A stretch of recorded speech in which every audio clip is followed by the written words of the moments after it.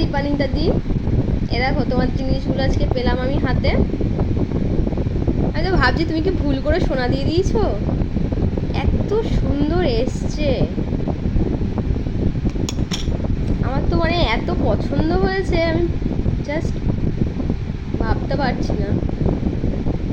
দারুণ হয়েছে গো দিদিভাই, মানে যতটা এক্সপেকটেশন আমি করেছিলাম বা রেখেছিলাম না, আমার তার চাইতেও মানে সুন্দর এসছে। আর সব চাইতে আমার বেশি ভাল লাগলো কি বলো তো, মানে এগুলো সব সোনার মতন পুরো হালকা, মানে কেউ না এক নজরে দেখলে বুঝবেই না যে এটা সোনা না।